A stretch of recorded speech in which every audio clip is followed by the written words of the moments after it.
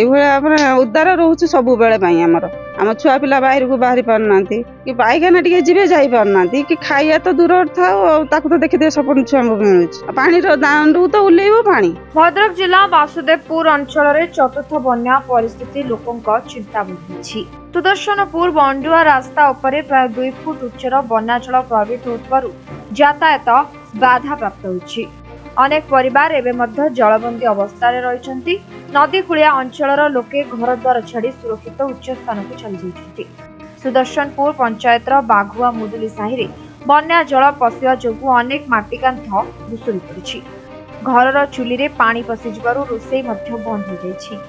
ଗତ 3 ଦିନ ଧରି ବନ୍ୟା ବିପନ୍ନମାନେ ଶୁଖିଲା ଖାଦ୍ୟ ଖାଇ ଦିନ କାଟୁଛନ୍ତି।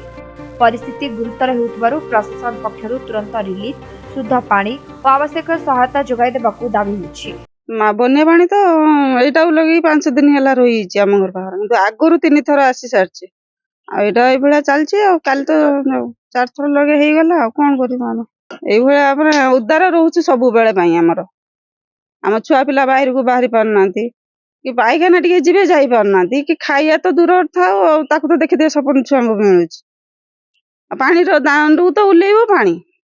ଆଉ କଣ କରିବୁ ଯୋଉଠି ଯାହା ଦେଖି କାଲି ଆସିଥିଲେ ଯୋଉମାନେ ଦେଖି ଯାଇଛନ୍ତି କଣ ବିଚାର କରିବା କଥା କରିବେ ଆଉ ସେଟା ଆମେ ଆଉ କଣ କହିପାରିବୁ। ମୁଁ ଆମର ଏଇ ସୁଦର୍ଶନପୁର ପଞ୍ଚାୟତ 9 ନମ୍ବର ୱାର୍ଡ ଆଉ ଆମର ଏଟା ମୁଦୁଲି ସାହି ବାଘୁଆ।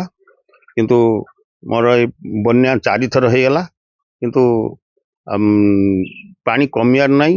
ନା ଗୋଟେ ନାଳୁଆର ପାସ୍ କରୁନାହିଁ, ଆଉ ଗୋଟେ ନାଳୁଆ ବନ୍ଦ କରି ଦିଆଯାଇଛି ଯିବାରୁ ସେଇ ସକାଶେ ପାଣି ପାସ୍ କରୁନି। ସବୁ ପାଣି ପଶିକି ଆମ ପିଣ୍ଡା ଘଟ ଘର ଦ୍ୱାର ସବୁ ନଷ୍ଟ ହେଇଗଲାଣି।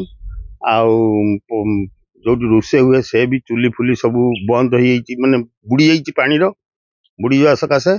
ଆଉ ରୋଷେଇବାସ ବି ହୋଇପାରୁନି, ଶୁଖିଲା ଖାଦ୍ୟ ଖିଆ ହେଉଛି। ପିଲା ଛୁଆଙ୍କୁ ସ୍କୁଲକୁ ବି ଯାଇ ପାରୁନାହାନ୍ତି। ଆଉ ମାନେ ଗାଧୋଇବା ବା ଝାଡ଼ା ଯିବା ସେ ବି ବନ୍ଦ ହେଇଯାଇଛି, ସବୁ ପାଣି ତ ଭର୍ତ୍ତି ହେଇଛି। ଆଉ ଆମର ଏଠି ମାସେ ହେଲା ପାଣି ରହିଛି, ଜମା ହେଇକି ରହିଛି। 4 ଥର ବନ୍ୟା ଆସି ସାରିଲାଣି ଏଠି। ଆଉ ଗୋଟେ ନାଳୁଆ ବନ୍ଦ ଅଛି, ଆଉ ଗୋଟେ ନାଳୁଆ ଚାଲୁ ଅଛି। ସେଇଥିପାଇଁ ଏଠି ଜଳ ପୁରା ଇଏ ହେଇଯାଉଛି। ଆଉ 2 ସାହି ପୁରା ବୁଡ଼ିକି ରହିଛି ଏଠି। 2 ସାହି ପୁରା ବୁଡ଼ିକି ରହିଛି ଏଠି। 4-5 ଦିନ ହେଲାଣି ଏଠି ଖାଇବା ପିଇବା ଶୋଇବା ଏଠି ଠିକ୍ ଠାକ୍ ନାହିଁ ଆଜ୍ଞା।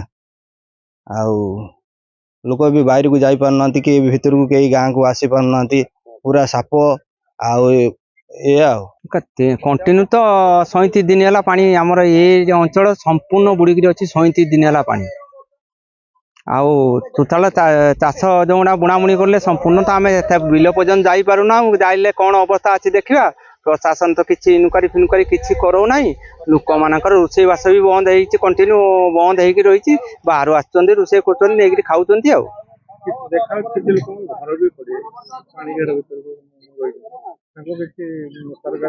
ସରକାରଙ୍କ ତରଫରୁ 2 ଦିନର ରନ୍ଧା ଖାଦ୍ୟର ବନ୍ଦୋବସ୍ତ ହେଇଲା। ତା ବ୍ୟତୀତ ଆଉ କିଛି ସରକାରଙ୍କ ତରଫରୁ ନାହିଁ। ଗୋଖାଦ୍ୟ କେବଳ କିଛି ହେଇଛି, ପଞ୍ଚାୟତ ସାରା ପାଇଁ ଗୋଖାଦ୍ୟ ହେଇଛି, ଗୃହ ପାଇଁ ହେଇଛି। ଆଉ 2 ଦିନର ଯେ ରୋଷେଇ ରନ୍ଧା ଖାଦ୍ୟ ହେଇକି ଦିଆହେଲା। ଅଫିସର ତ ଆସୁଛନ୍ତି, ଆସିଲେ କିଛି ଫଳ ହଉନାହିଁ। ଯାହା ଆସୁଛନ୍ତି ବୁଲିଲେ, ଆମେ ଡାକିଲୁ, ତହସିଲଦାର ଆସିଲେ, ବିଡିଓ ଆସିଲେ, ସବୁ ଆସିଲେ, କିନ୍ତୁ କିଛି ତ ଫଳ ଆସୁନାହିଁ। ଆଉ କ'ଣ କରିବା। ବାସୁଦେବରୁ ଦେବାଶିଷଙ୍କ ରିପୋର୍ଟ, ସମୟ ଲାଇଭ।